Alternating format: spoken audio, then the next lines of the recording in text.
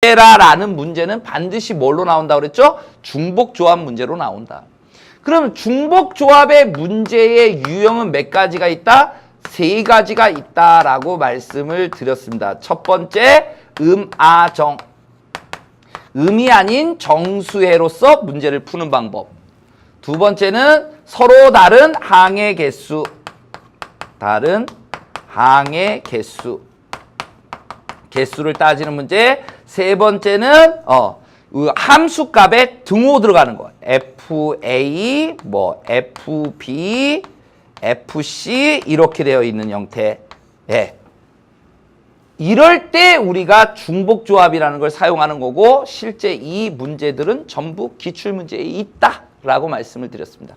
경우의 수 따지는 문제는 중복조합 문제로 단독적인 문제로 출제가 될 수가 있다라는 점 여러분들이 알아두셔야 되겠습니다.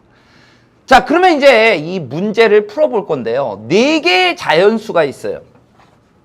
근데 이 수들의 특징이 있습니다. 얘는 2의 1제곱, 2의 제곱, 2의 세제곱. 중복을 허락하여. 중복해서 뽑아도 돼요. 몇 번을 뽑을 거예요? 3번. 세 수를 선택할 때. 세 수의 곱이 100 이하가 되는 경우의 수를 다 따져봐라. 다 세도 될 것 같습니다. 왜? 이 보기를 봤더니 다 센다고 해도 20가지야, 최대. 다 세보려고 하겠죠. 근데 그렇게 다 세다가는 이제 중복해서 센다든지 아니면 빠뜨리고 센다든지 이래서 답을 틀려버리는 거죠. 그래서 정확한 개념에 의해서 가는 거죠. 예. 어떻게 개념을 출발을 할 거냐면요. 예를 들어서 얘가 2의 0제곱, 1은 곱하면 안 하잖아요. 그 세수의 곱이라고 이야기했거든요. 1은 선택을 해서 곱하더라도 변화가 없을 거예요. 1인. 그 다음 2의 1제곱이 있고 2의 제곱이 있고 2의 세제곱이 있어요. 근데 만약에 2의 세제곱, 2의 제곱이죠. 얘를 3번을 선택을 해봐요. 얘만. 그러면 4, 4, 4 이렇게 될 거니까 얼마예요? 64. 그 곱이 100 이하가 된다고요. 얘를 3번 선택해버리면 어떻게 되죠? 예를 들어 3번. 그럼 8을 3번 선택하잖아요. 2의 9제곱이 돼버리죠. 512. 100을 넘어가 버린다고요. 얘를 3번 선택하면 안 되는 거야. 얘네들은 그냥 중복해서 3번을 선택하더라도 그 세 수의 곱이 100을 넘지 않습니다. 그런데 얘는 이걸 3번 선택해버리면 문제가 발생된다. 그럼 몇 번까지 선택이 가능할까? 얘를 2번 선택했다고 해봅시다. 2번 선택했다 그러면 2의 세제곱, 2의 세제곱. 그럼 2의 6제곱이 돼버립니다. 2의 6제곱이 얼마예요? 64예요.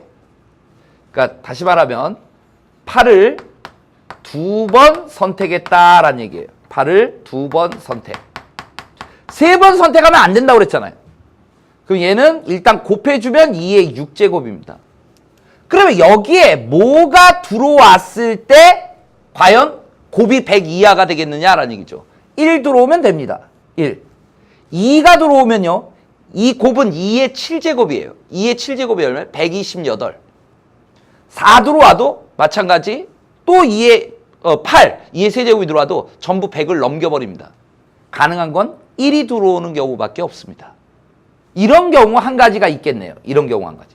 다시 말하면 얘 한 번 뽑고 얘 2번 뽑아도 곱해줬을 때는 100 이하가 될 수 있다 이거죠. 가능합니까?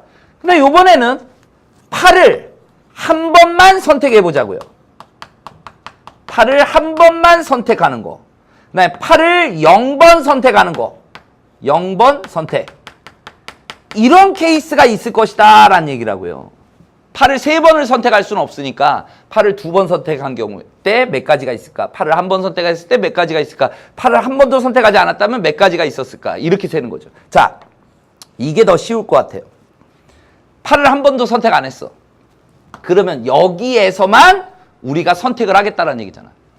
1을 선택한 횟수를 X번, 2를 선택한 횟수를 Y번, 얘를 선택한 횟수를 G번이라고 얘기한다면 그 합이 몇 번이 돼야 돼? 3번이 되면 된다 이거죠. 그리고 이 방정식의 음이 아닌 정수에 이렇게 이야기해버리면 그 정수의 해 개수만큼은 우리가 조건을 만족시키는 경우의 수가 돼버린다. 아, 왜요? 얘를 3번 하든 얘를 3번 하든 얘를 3번 하든 전부 그 곱은 반드시 100 이하가 된다고요. 얘를 3번 선택하더라도 얘가 제일 크겠죠. 2의 6제곱밖에 안 돼요. 64라고요. 예. 이해되십니까? 무슨 말인지. 이런 경우가 돼버린다. 아, 지금 0번 선택했을 때 8을 0번 선택했다. 얘를 0번 선택했으니까 이 3가지 중에 우리가 중복을 허락해서 3번을 선택할 거 아닙니까? 만약에 예를 들어서 얘 선택했다 그러면 3, 0, 0이에요. 그게. 그러니까 무슨 애가 됐든지 간에 예를 들어 1, 2, 0 이랬다면 얘를 한 번 선택, 얘를 2번 선택한 거라고요. 그거 곱해봤자 우리가 100 이하가 된다 이거죠. 그럼 이런 경우에 음이 아닌 정수회니까 바로 이게 3H3이 돼버리는 거고 5C3 예, 얘는 5C2랑 같으니까 10가지가 나온다 이렇게 해석이 되는 거죠. 선생님 넘버링을 매겨볼까요? 얘를 1번 케이스, 2번 케이스, 3번 케이스라고 이야기한다면 3번 케이스의 경우 예, 경우의 수가 10가지가 나온 거죠. 1번 케이스는 한 가지고요. 그럼 이제 남은 건 2번, 2번 케이스입니다.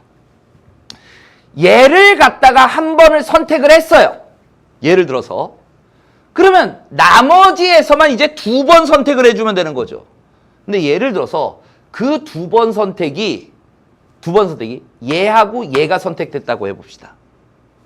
그러면 2의 세제곱에다가 2의 제곱, 2의 제곱 이렇게 선택되면 2의 7제곱이 돼버리니까 얘는 100보다 커요.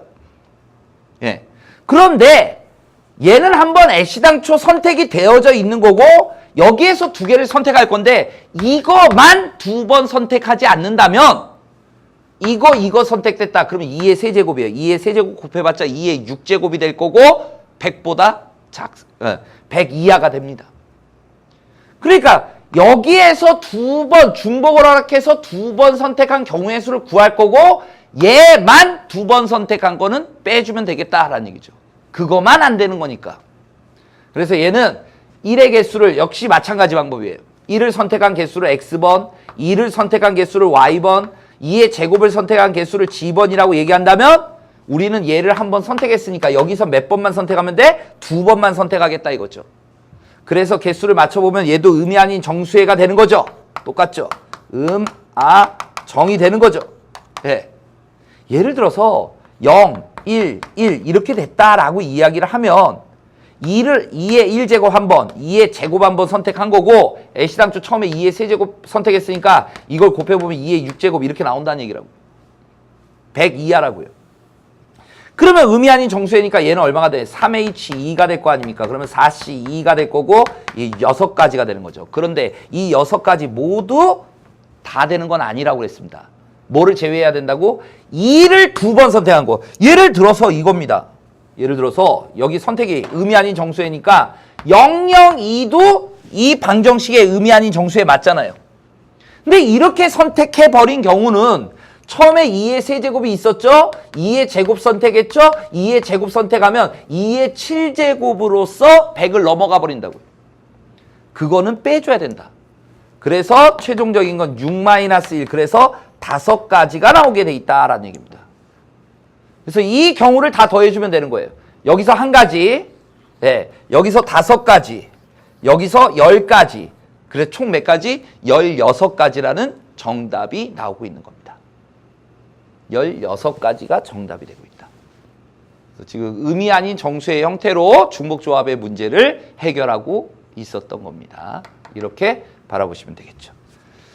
자, 그 다음 16번 문제로 가보도록 하겠습니다. 16번 문제 보시면 이 문제를 이제 조금 어려워했더라고요. 근데 이런 문제도 시키는 대로만 가면 되는데요. 이게 팩토리얼이라는 개념이 나오니까 어려웠나요? 뭐 이런 거는 이제 뭐 부연 설명이 필요 없는 거고, 단지 여러분들이 이런 문제에 대해서 기본적으로 앞에 개념들은 다 알고 있어야 돼요. 등차 수열의 뭐 일반항, 중항, 합공식, 등비 수열의 일반항, 중항, 합공식, 그 다음에 시그마 성질 다 알고 있어요. 개차 수열, 부분 분수, 그리고 여러 가지 점화식에 관련된 내용들 이런 것들을 다 알고